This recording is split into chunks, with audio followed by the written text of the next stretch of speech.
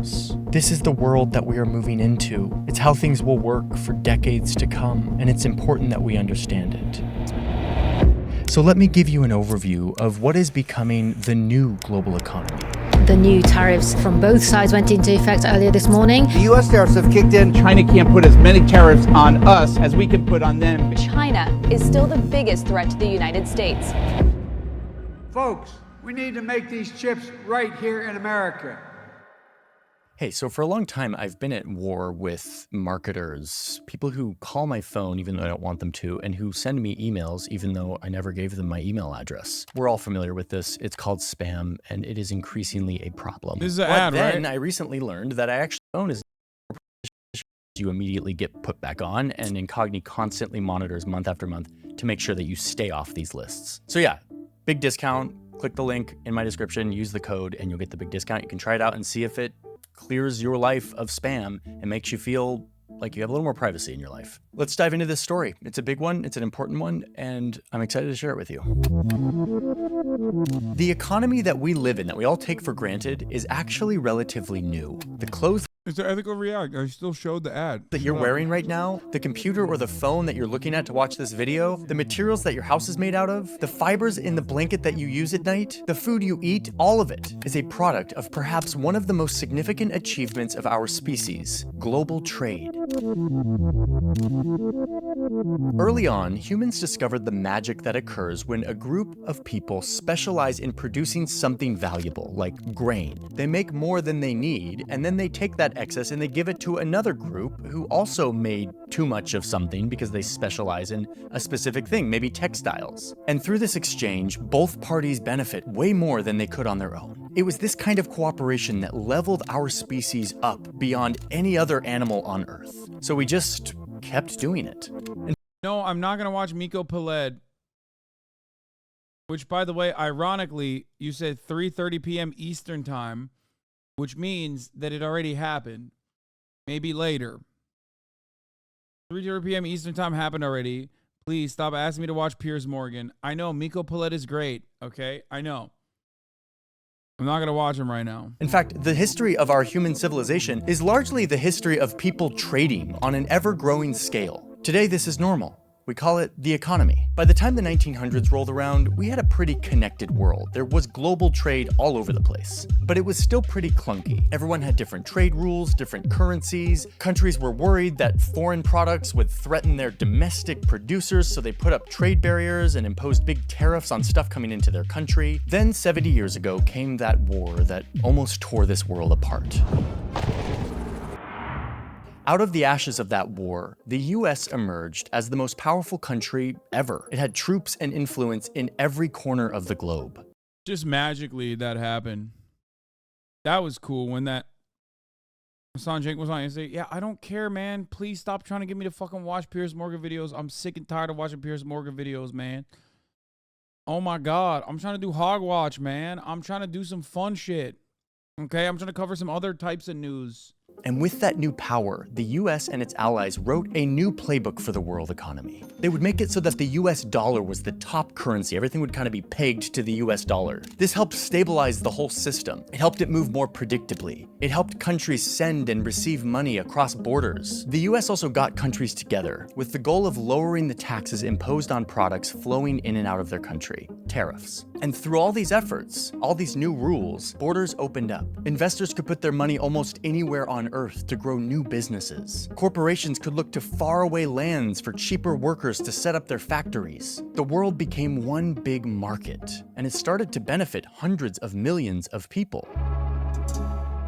So much so that even anti-capitalist China couldn't stay out of this global economy that was so unrecognizably open, that was so much more open than anything the world had ever seen. There was way too much money to be made. So China jumped in. They said that they would remain communist, but they would open up a few dozen of their coastal cities to be open for business in this new global market.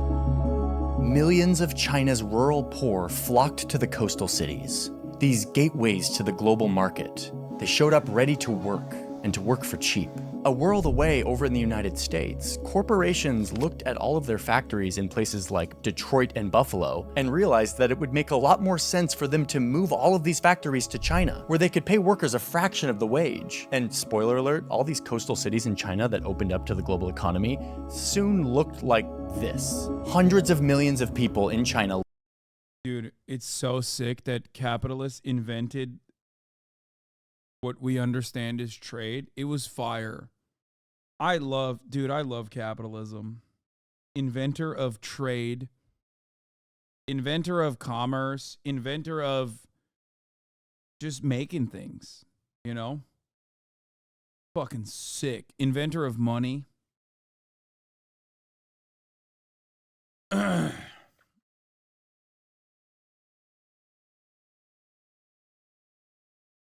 Inventor of iPhone. Capitalism invented tall buildings, dipshit. Are you not learning anything from Johnny? I mean, this is a pretty basic video. This is like the most basic ass, most reductive ass way of approaching the subject matter. Everybody loved trading after World War II, and America simply was the major beneficiary, or the guy that was, you know, dishing out these partnerships, and everyone was doing it on the dollar. Also, they just happened to have a bunch of military bases everywhere, and they created security partnerships as well. Also, the USSR did not exist at the time, famously. It did not. It was not a thing that existed. We don't need to talk about the USSR. We're talking about China. Even though, of course, like a big chunk of the reason why America was doing all of these things that it was doing was to also position itself against the USSR. And yeah. But then China was like, damn, we love money, dog. Fuck, that shit seems dope. Can you give us capitalism? Like, don't worry, we'll still be socialist, but also we'll do a little bit of capitalism, which is when you develop, when you make factories and develop commodities. That's called capitalism. So then they did that. It's kind of funny because it's like the China part of this conversation is not dissimilar to how my haters approach the subject matter, and those guys are fucking idiots. They're not Johnny motherfucking Harris, you know what I mean? Which is like, capitalism, you claim to be an anti-capitalist, yet you're making t-shirts. Oh, fucking got him! Imagine selling t-shirts while hating capitalism, oh my god. And it's like, dude, that's not antithetical at all. The entire point of that is to make sure that the workers that are making the fucking t-shirts are getting an honest pay, having more autonomy over their own fucking lives and in their workplaces. Like, nobody said that's not allowed, you know? Yeah, this also totally acts like U.S. commerce was just what lifted everyone in China out of poverty and not the government's control and distribution of capital gains coming into the country. That part is also funny. The other part of it is that, like, you know, businesses just kind of up and left. China jumped in. They said that they would remain communist, but they would open up a few dozen of their coastal cities to be open for business in this new global market. Millions of China's rural poor flocked to the coastal cities, these gateways to the global market. They showed up ready to work. And to work. At least he's not saying that like China did this at gunpoint, you know what I mean? Which is, I feel like, what I'm expecting usually from people that, you know, cover this kind of thing. For cheap. A world away over in the United States, corporations looked at all of their factories in places like Detroit and Buffalo and realized that it would make a lot more sense for them to move all of these factories to China, where they could pay workers a fraction of the wage. And spoiler alert, all these coastal cities in China that opened up to the global economy soon looked like this. Hundreds of millions of people in China lifted out of poverty and thrust into this new middle and upper class, all thanks to the magic of the global economy, based on the rules and policies that the US had set up after World War II. It was so good for China and a bunch of other countries, but for the many Americans whose jobs had just been given to someone in like Shanghai, this didn't feel like magic. It felt like betrayal, like a recipe for poverty and ghost towns. This China shock was one of the first big tastes of the economic pain that this global economy could inflict on huge numbers of people. But to everyone else, it was totally worth it, because thanks to this system, people were suddenly seeing prices at their stores drop further. Yeah, it's just weird because, like, China is not the only country that has participated in global trade after, I don't know, withstanding colonial powers, eviscerating it, getting fucking genocided during World War II. It's not the only country that got in on the whole, like, no, we can manufacture stuff for you shtick. It's just like they, however, did have one thing that's just different than everybody else. And that was, I don't know, it was a temerity, was it grit, or maybe it was higher degrees of socialization and a long-term sustainable plan to develop the nation state through a centrally planned economy. Because when you look at China and you look at every other country, it's like they had similar circumstances. No country is obviously the same, of course, when it comes to natural resources, when it comes to fucking the death and destruction that they withstood during times of conflict or colonial violence they were subjected to. And yet China had all of that shit. They did. But then they still were able to develop in a way that became a fucking behemoth in comparison to many of these other countries that did not get that same level of treatment. One of the major reasons is because, for one reason or another, China did not get coup d'etat or did not get destroyed when they wanted to make decisions with respect to loans that were being used towards improving their productive forces. That is the truth. Okay? There are differences with respect to what has happened in China when it was improving its and developing its productive forces versus other countries. One school of thought is that it is it was allowed partially because it was seen as like a partner at which times America could cooperate with against the USSR. So I think that might have played a role in it.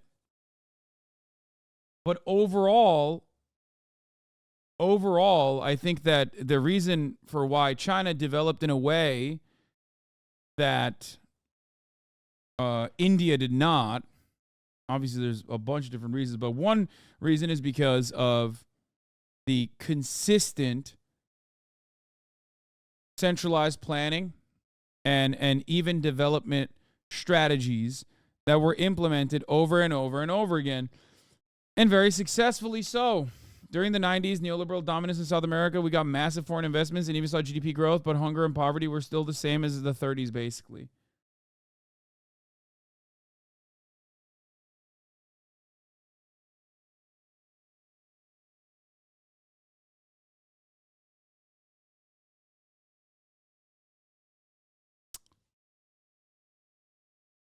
The people who think that China just adopted capitalism and just became this behemoth of production just shows that they've never studied the history of the USSR. Lenin's NEP was no different than what China is doing today, and it is a legitimate and valid method of preparing the productive force of a country to transition to socialism.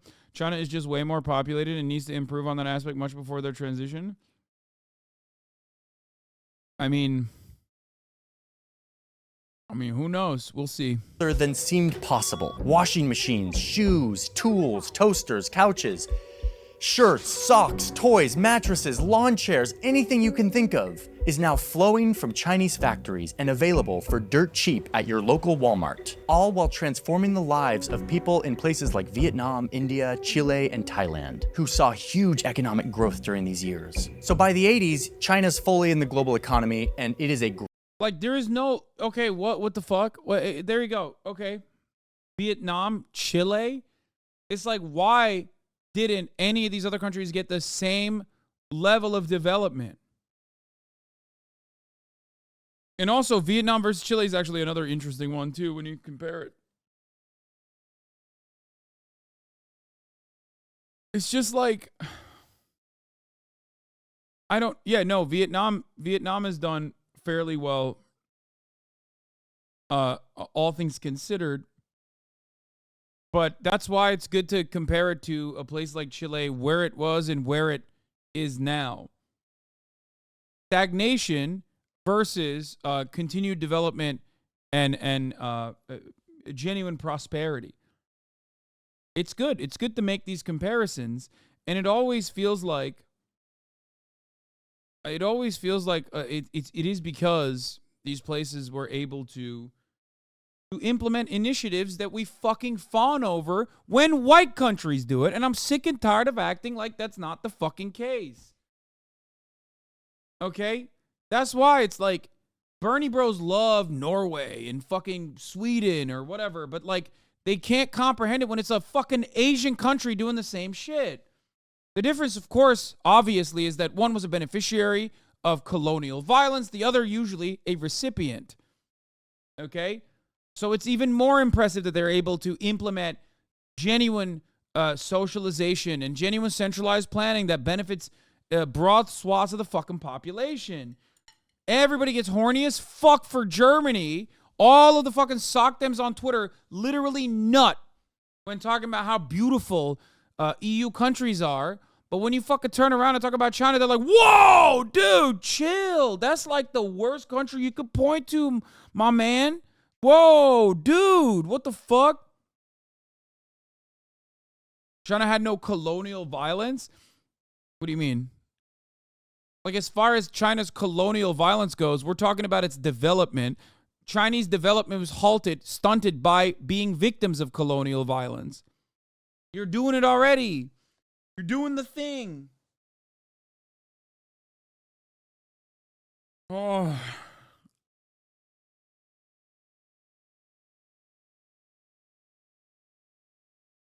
Yeah, Japan only exterminated 40 million Chinese, like the rapes and the Nazi style, which, by the way, ironically, Nazi aligned, and also at the same time the Nazis were doing this, Nazi style experimentation on the Chinese. Ironically, of course, back then we were kind of aligned, us in America, with China. They had a pretty solid spy apparatus that we utilized. Things could have been very different. Anyway. Gravy trade. The US and UK both elect leaders who love this free trade global capitalism. More trade, not less, is the wave of the future. The new system was boosted by all of this new technology that was coming out, making it easier to pass information across borders, to move money, to move people, to move goods across the globe. A globe that used to be vast and daunting and closed, but now just looked like a giant marketplace. All of this transforming in a matter of decades. But I need to call something out that is very important and that is maybe not obvious at this point, which is that the seemingly magical process that made the world economy do this wasn't actually thanks to technology. It was thanks to humans' most amazing invention, most amazing technology, policy, words on a page that establish rules that countries and people promise to obey. If we all believe and obey these rules, it creates the conditions that made the world into a giant marketplace where a corporation could source whatever they needed to make their... Yeah, I think that's crazy.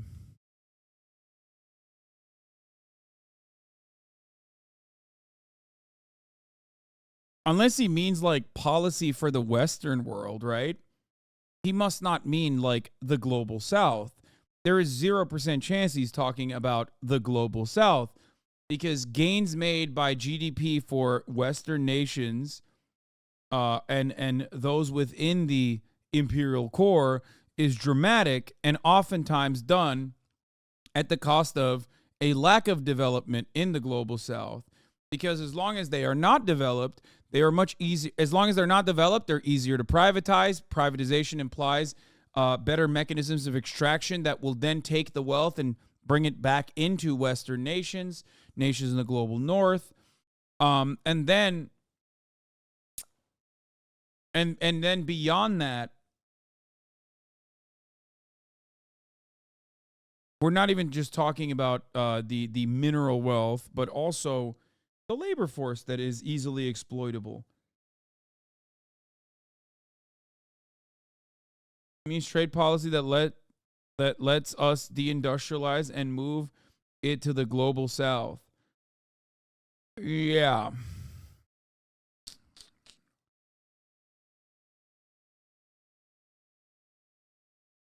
Trade, or the way that we have done trade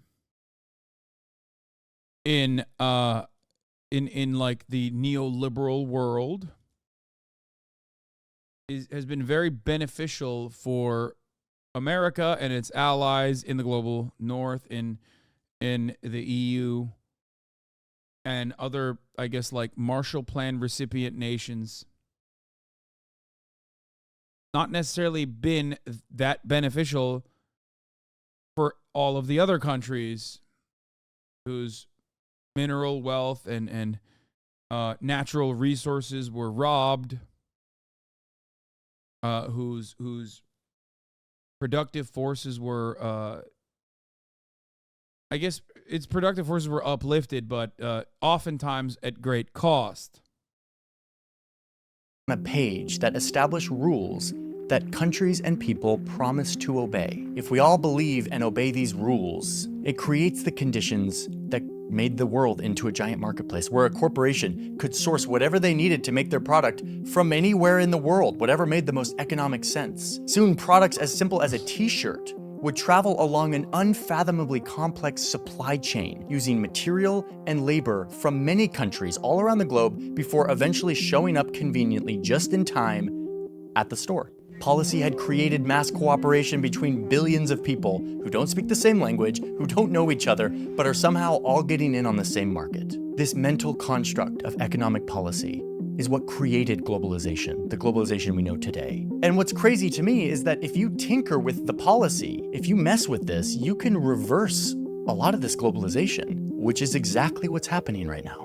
There is simply no reason why the blades for wind turbines can't be built in Pittsburgh instead of Beijing. Okay, but let's stick to our timeline here. We're kind of in the 90s. And I'll tell you, people in the 90s would have never guessed what direction this story is about to go. The Soviet Union had just fallen. Free trade and global capitalism had unambiguously beat communism, and the magic of the free market was seen as the solution for pretty much everything. Free trade had beat communism? I'm gonna die. I am going to die a million deaths. Now remember, this man is a liberal. This is why Stalin wasn't right on a lot of stuff, except for, killing a fuckload of Nazis and saying that social democrats are social fascists, okay? What the fuck? You are literally pointing to actual fucking fascist governments as a goddamn liberal 30 years later and going, remember when they actually kind of only did free trade and that's how the USSR perished?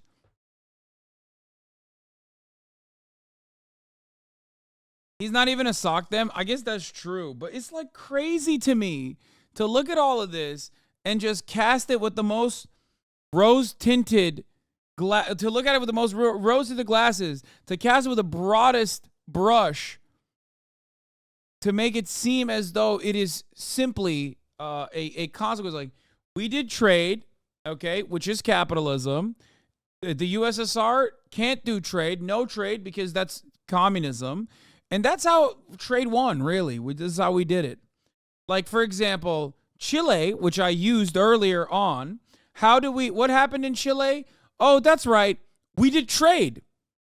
World Trade Center style trade.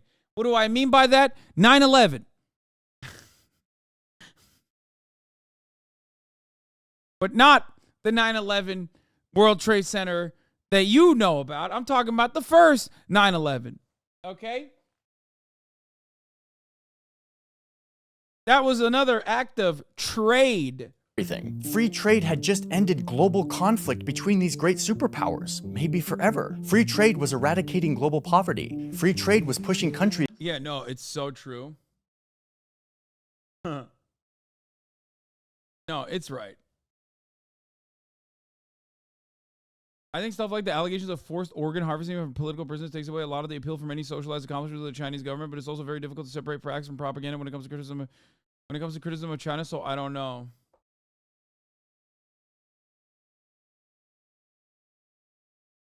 No, not 93 9/11, the other 9/11. Oh.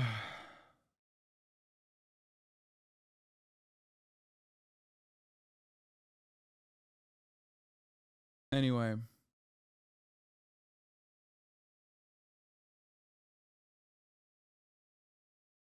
Yeah, trading democratically elected Yeah, trading democratically elected leaders with fascist dictatorships, which is, you know, if you didn't want that to happen, then you shouldn't have fucking voted for a democratic socialist. You know what I mean? Like, sorry, it's gonna happen to you and you're gonna like it. That's a good trade for us. Also, it was really cool when trade eradicated global poverty. That was sick. That's a real thing. That happened.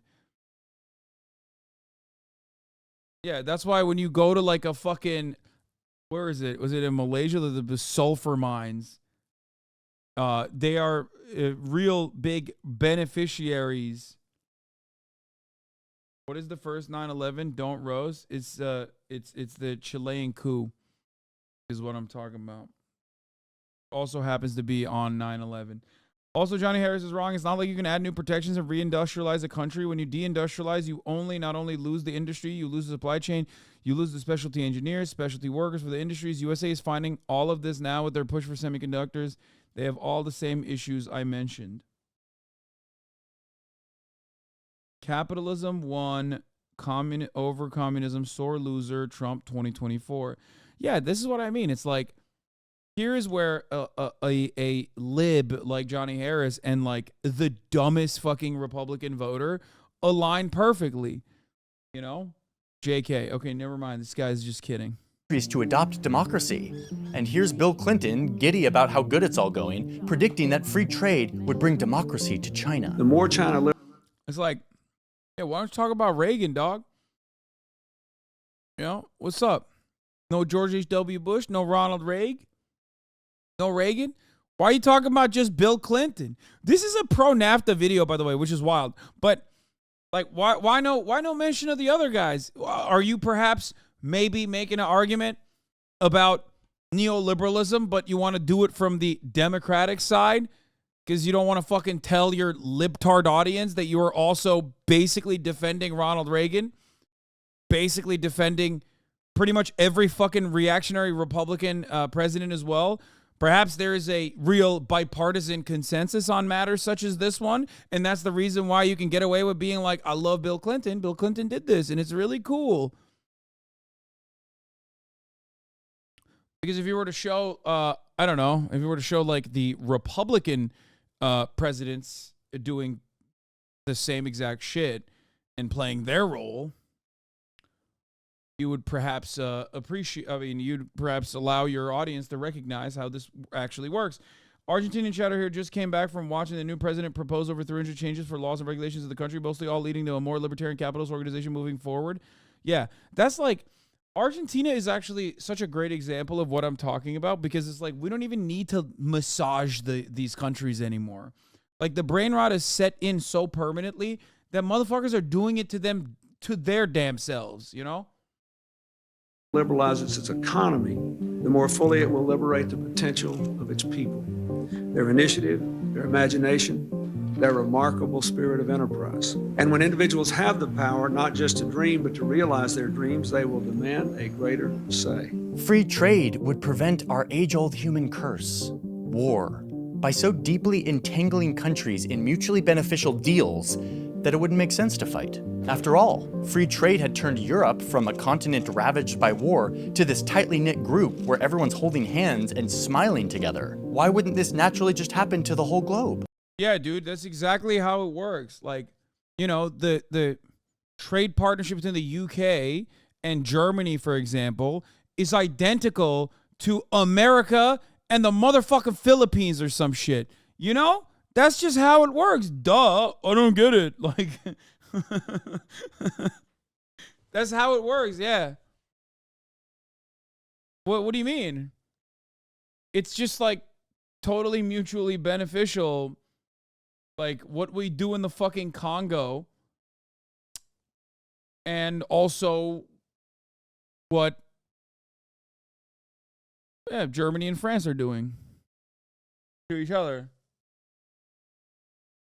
China continued to make stuff and send it to the United States. Our dependency on them and them on us continued to grow, and that would surely prevent any conflict, right? No.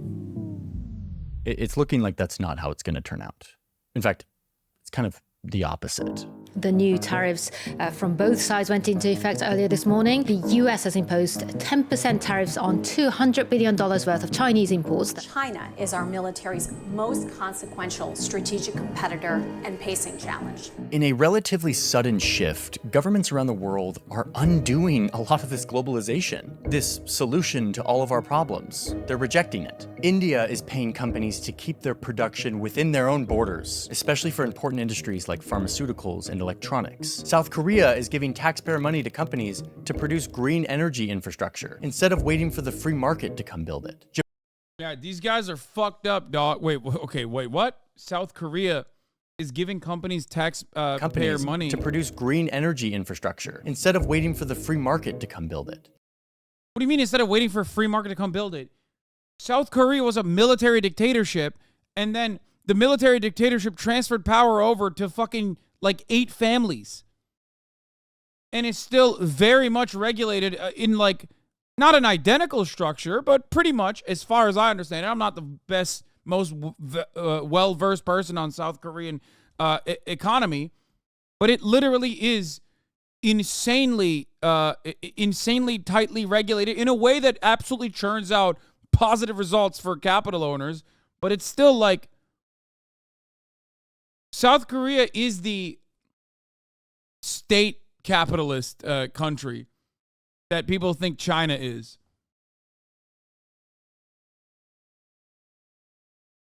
That's what it is. That's in my opinion, like that is closer to state capitalism than China is. Japan is paying companies to move production back to Japan and to move their supply chains away from China. Australia is using taxpayer money to encourage mining companies to establish the processing of rare earth Insanely capitalism, most probably those companies are the same families you mentioned. mineral facilities within their borders instead of abroad. Nigeria is imposing restrictions on foreign goods that they want to see produced domestically, like rice and cement. They don't want to be reliant on other countries. And then you've got Europe, where tons of countries are investing government money and protecting homegrown industries that have always been directed by the global economy, like energy, agriculture, and cars. The government getting involved in these markets incentivizes companies and consumers to make and sell these products in country, as opposed to looking abroad at the global market. And of course, leading out on all of this is the OG of the modern free market global economy, the United States, who is suddenly changing course from how they've been operating all the way up until like Obama. Like Obama spent a great deal of his time trying to increase free trade, especially with Asia. Then first under Trump and now under Biden, the US is overhauling its economic policy to turn back some of this free trade. And what's crazy is that both Republicans and Democrats. Yeah, the problem is trade protectionism is one thing, but if the benefits are not socialized, then you're fucked, and you're not going to be able to overcome the economic problems that you cultivated by implementing free trade, okay? Which was never really free trade to begin with. You didn't do free trade and then and then socialize the benefits of it to a degree where even like European nations have, okay? Here's the thing. American free trade is in some ways better than what like I guess France still does to this day with like the fucking African nations that it controls the currency of, right? Like it's still technically a little bit better, not by like wide margins, but it's like less direct involvement that makes people feel like they actually signed up for it, or it's usually the corrupt government that signed up for it, whatever. Okay? But at least France, to a certain degree, even though it relies on the wealth of African countries that it fucking controls, okay, the banking system of, socializes those benefits. A lot of European countries do this. They rely on the global south for manufacturing. They do the same unequal exchange that America does, but then they, at least to a certain degree, socialize the actual benefits that they make from this unequal exchange. The United States of America doesn't. That's the most nutty part about the United States of America, is that it is so fucking hyper-capitalist that it won't even give you the fucking same social safety nets that is like afforded to every individual in the other European countries where they do the same shit, but at least socialize a little bit. So that's why I'm saying, like, trade protectionism is not going to solve this problem. What is going to solve this problem is socialism. Okay? You can do trade protectionist as like a liberal Democrat. You can do it as a right-wing populist, Trump-style Republican, you know. But ultimately, that's not going to fix the fucking problem.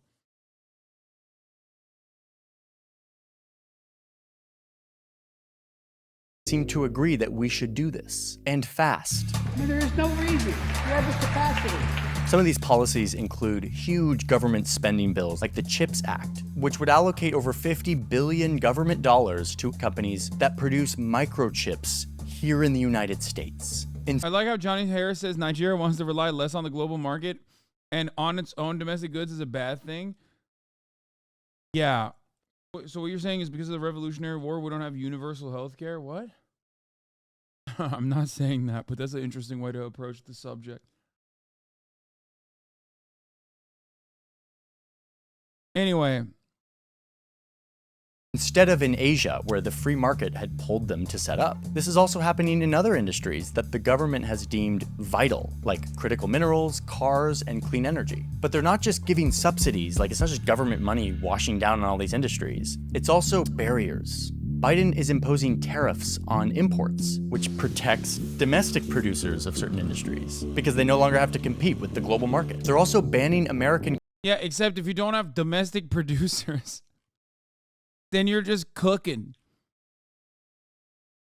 Companies from selling certain products to China. They're increasing... Don't we have, like, this part is crazy. Don't we already have, like, a version of this with Japan, for example?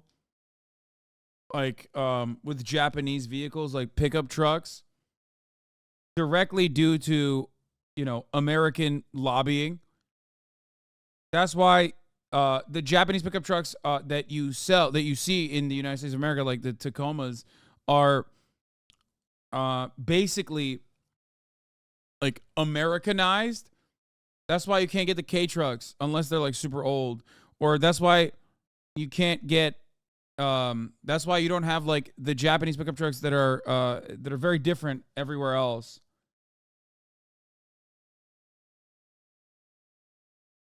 Yeah, Toyota Hilux is the original Nissan Skyline was banned. No, but the OG is the Toyota Hilux. Tacoma, the Toyota Tacoma is the Americanized version of the Toyota pickup trucks, the Toyota Hilux. Oh yeah, it's the chicken tax. The chicken tax is a 25% tariff on light trucks imported to the U.S.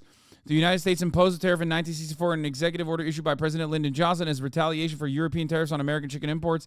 In the years since then, trade barriers have fallen, and the average U.S. tariff rate on industrial imports stands at 2% as of 2022, according to U.S. government figures. But the chicken tax still stands. The original order slapped a 25% tariff on potato starch, dextrin, and brandy, as well as light trucks.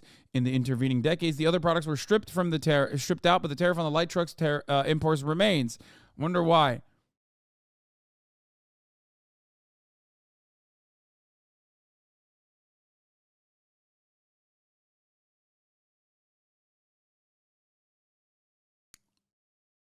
Meanwhile, the American auto industry was suffering a trade crisis of its own. Imports of Volkswagen cars surged in the early 60s. Americans embraced the Beetle and its cousin Type 2 van. The situation was dire enough that U.S. automakers and the United Auto Workers Union brought the issue to the German auto imports to the presidential bargaining table. President Johnson was trying to persuade Walter Reuther, president of the United Auto Workers, not to call a strike just before the 1964 election. The president also wanted union support for his civil rights agenda. He got what he wanted in return for including light trucks in the chicken tax. Volkswagen sales of trucks and vans in the U.S. plummeted.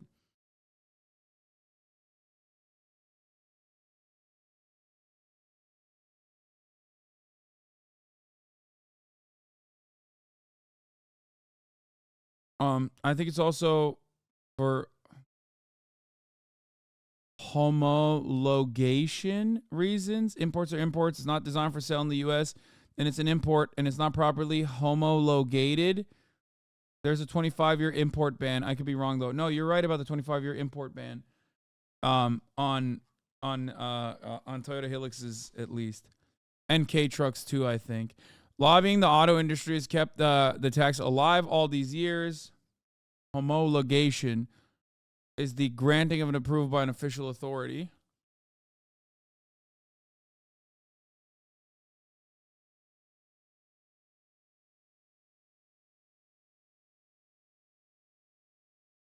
Homogulation. Homogulation. Homologation. Fuck! Stop! My brain hurts. I'm stupid. Okay, let's get back to the gay inflation. Increasing scrutiny on any investment that comes in from places like China. Like, this is a big shift. And the question is, what happened? How did we get from this free trade heyday that was supposed to usher in world peace to this? Markets have been whipsawed all morning and now afternoon by this ongoing trade war with China. The short answer is one word. The answer to all of this: protection. Here's my list of 4 protections that best explain this big shift in economic policy. First, workers, which we already kind of talked about briefly with the China shock. For all the winners of the global economy, there were lots of losers, and a lot of them were communities who found themselves out of work as their jobs.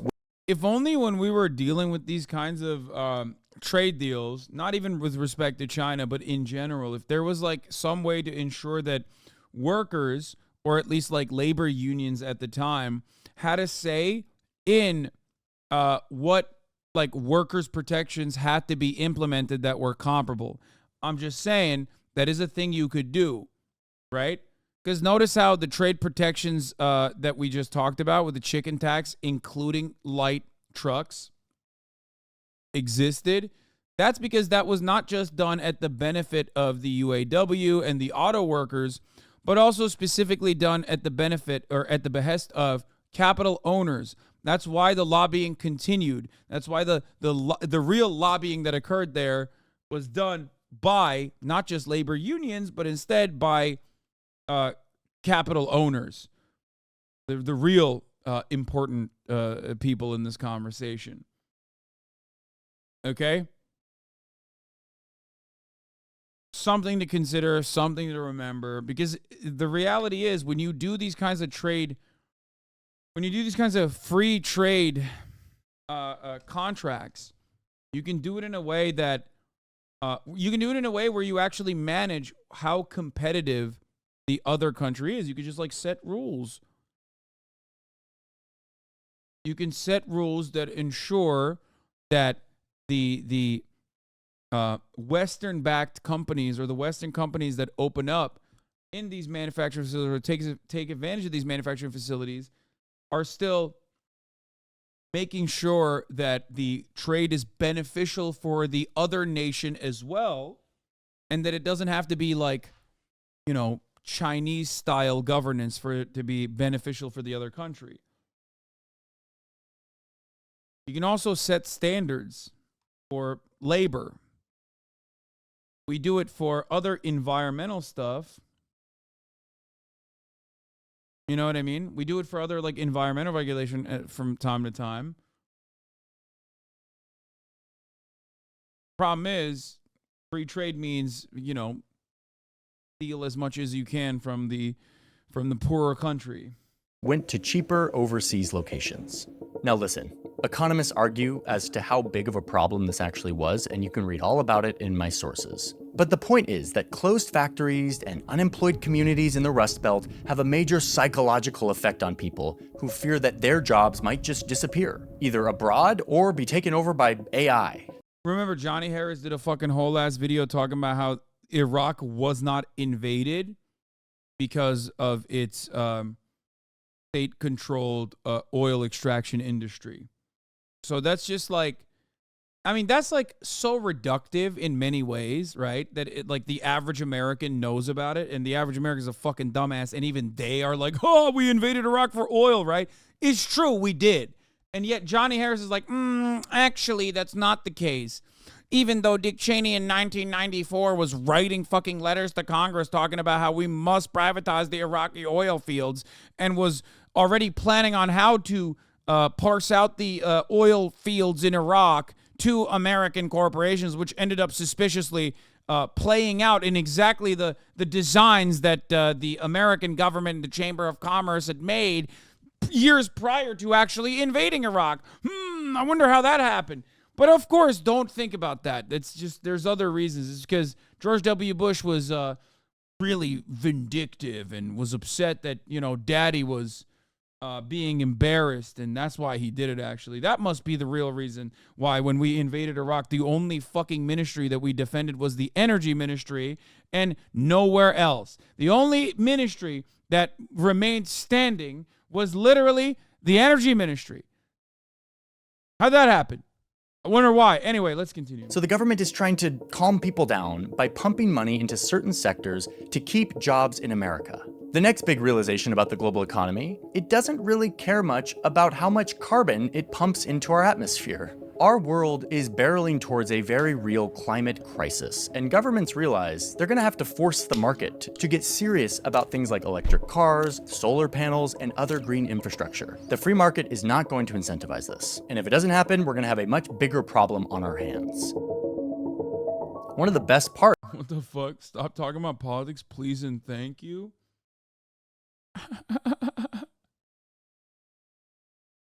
What should I do, Hashi Baba? Of the global economy is that our products get made by materials that are being tossed around the globe at the perfect time, at the perfect place, to all come together to be made into a final product, all to arrive at a shelf at some store so that we can purchase it. These supply chains are insane, and they cross the entire planet. And it works great until the world shut down in a global pandemic, leaving people around the world without the products that they either needed or just kind of got used to having. Again, economists argue about how big of a deal this was. A lot of them are like, no, the supply chains held up really well during COVID. But regardless of what some academic economist is saying at MIT, all of us are left with a pretty bad taste in our mouth about supply chains after COVID. The system— It's so funny to literally make a 21-minute video about how free trade is really beneficial for everybody, as a matter of fact, and then also try to hit the like populist tone at the 16-minute mark right at the top of the hour. You know what I mean? Where there's a 3-minute ad break.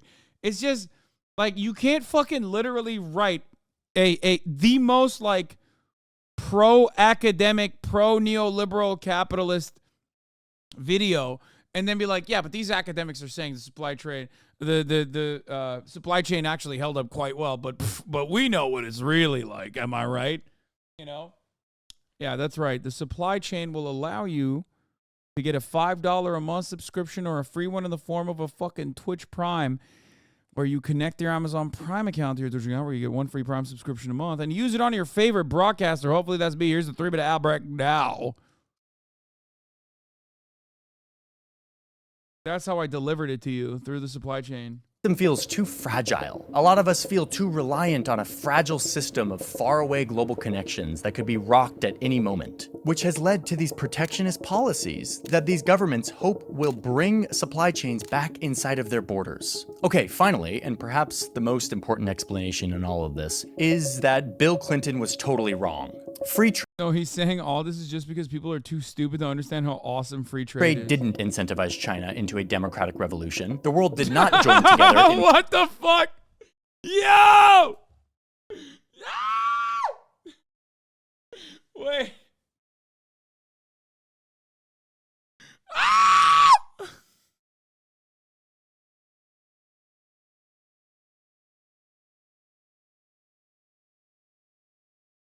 Oh my God. Dude, why can't this be treated like with the same level of disrespect that like QAnoners are treated with? Why? Like why is this not as laughable? Like people love laughing at like QAnon supporters and shit, but then when someone goes, free trade is going to bring about a democratic revolution in China, it's like, I don't understand. Is that Bill Clinton was totally wrong. Free trade didn't incentivize China into a democratic revolution. The world did not join together in one big free trade. It's just like, for me, when I look at this stuff, like all the anti-materialist analysis comes across like it's no different than someone explaining to me the plot of Teenage Mutant Ninja Turtles or some shit. You know what I mean? It's like, yeah, dude, Bill Clinton was honest and earnest when he said like free trade is going to fucking make China a democracy, which it isn't right now. You know what I mean? But it actually will be. And it's not because like Bill Clinton wanted to, just like every other fucking president before him, just like every other president after him, just wanted to make products cheaper so that there was a higher profit margin for American and Western capital owners. Like and that the reason why he said that is because he wanted to sell it to the dummies who didn't even give a shit, really, and didn't care and didn't even think about it. It was just for the dummies who read the New York Times to be like, oh, that's right, this is actually a good reason. There is a good, real reason for this, yeah. Yeah, I too think that, China will democratize as a consequence of the free trade. Isn't that right, honey? It's like, that's the only people that heard that. That was the message for those people. It wasn't for, like, some fucking dude in a steel mill in Pittsburgh going, hell yeah, that's the reason I love democratizing China.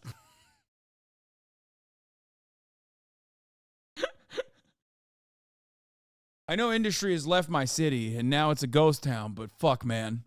China got a democracy. That's why I keep voting for the Democratic Party, baby. Trade market, too entangled to fight with each other. In fact, quite the opposite has happened. Relations between the world's two largest economies are at their most tense in years. After joining the global economy, China got really rich really fast. They've kind of started to challenge the US at its own game. And now they have one. No, this is literally the Trump. This is the Trump policy that was like too far right for other capitalist Americans who vote for the Republican Party consistently. What Johnny Harris is right now saying is literally the reason why Republicans want Ron DeSantis to be the president. Okay, they want Ron DeSantis to be the candidate. This exact thing. Trump's attitude towards China is unironically it plays a major role in the minds of capital owners in America that are otherwise very right-wing. Okay?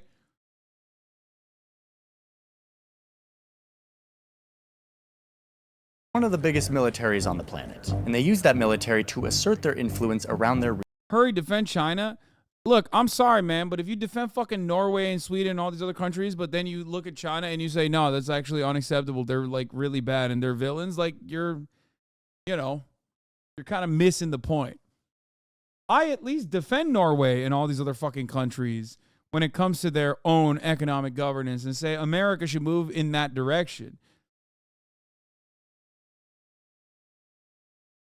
Region. They use their newfound wealth to project influence around the world by building stuff or giving loans to people. And they're kind of trying to dethrone the United States as the one. China is authoritarian, not defendable. You're right. Who's calling the shots. I mean, China is authoritarian. That much is 100% true. However, its citizens seemingly like their own government better than we do, better than we like ours.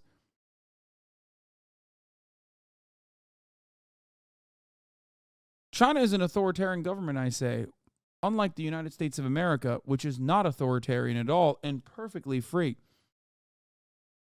shots on the global economic order. I made a whole video about this that you can go watch if you want, but the big point here is that the US is worried about the rapid rise of their rival across the ocean. Especially when the rise of that rival is in part fueled by American technology. Because if they speak out against their government, they go to jail. Yeah, no, that's why their metrics are objectively metrics by Western standards, like Western studies conducted in China that have no interest in making China look good or making the Chinese governors look good, have found that there is 90% support or close to 90% support for the government. And that's because everybody loves when you fucking jail people that don't say they love the government. It could be that. I'm sure that accounts, like fear accounts for a certain percentage on these arguments, right? I'm not going to discount that at all. Or there's probably another reason.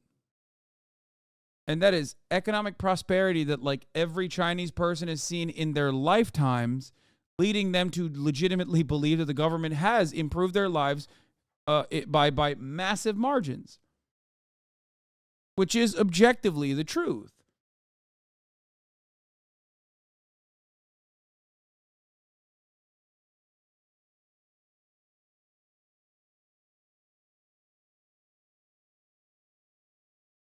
So, what's up?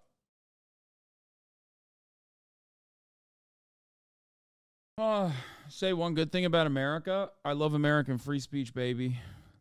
That allows me to be able to say whatever the fuck I want without being truly afraid of being jailed. You know what I mean?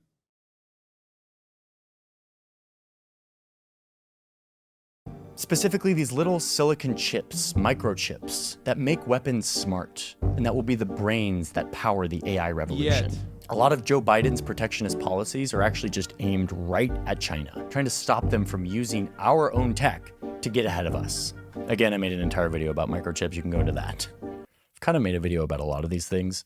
But yeah, Joe Biden is also trying to get the supply chains for these microchips out of China's neighborhood, meaning out of Taiwan, bringing them back inside our borders to places like New Albany, Ohio, nice and safe in the middle of our continent. So you're gonna see a lot more moments like this with American presidents or politicians with hard hats on speaking at construction sites. Folks, we need to make these chips. I don't have an issue with this. I don't have an issue with this at all. I think this is good. I think we should manufacture things in the United States of America. I do. It's just that we should also add additional safeguards on top of that to ensure that the manufacturing facilities are also working at the behest of the workers and not necessarily just capital owners. Right here in America to bring down everyday cost and create good jobs. America's back and America's leading the way. This last point is kind of a brutal recognition for a lot of people, including me, to be honest, that our theory that we would all be more peaceful if we were more economically entangled is kind of wrong, at least for now. In fact, these economic entanglements are looking like they might turn into tools of conflict as opposed to preventers of conflict. Like China. Yeah, America loves free trade so much that they had to go to the Netherlands to be like, if you give China your new semiconductor processing technology, we will do things that are not necessarily favorable to you. Okay? If you do that, which is in the name of free trade, I order you to not do that.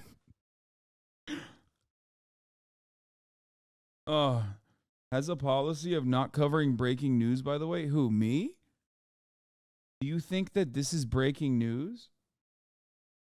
The only thing breaking is your brain, I think. What the fuck? Breaking news. America's building facilities under the Brandon regime. What is the breaking part about this, and what is the news about this even? Breaking news, America good, China bad. I agree. China has a near monopoly on a lot of the rare earth elements that we need to make a ton of very important products, including military weapons. And if push comes to shove, they could very realistically use this as leverage and cut us off in the exact same way that we cut them off microchips. I mean, this just happened. Vladimir Putin turned off the pipelines that pumped natural gas into Europe, the gas that is needed to heat the homes and run the factories, showing us that Yeah, that definitely didn't, you know. That's why Europe is heatless. And Europe definitely never actually figured out other ways around getting Russian gas into Europe. economic entanglements can actually be a weapon, and flipping this whole theory on its head. But yeah, Joe Biden is pouring money into bringing production home, and he has a lot of support from all sides of the aisle. This is like economic nationalism. The government is getting involved to undo some of what the free market did in its heyday, which was to distribute production of stuff where it made the most economic sense, not where it protected people. That means China bad, US not as bad. Why is the controversial take in this chat, Lamau? Because it's just objectively untrue. That's it. That's the reason why it's not a controversial take in this. Or that's the reason why it's a controversial take in this chat.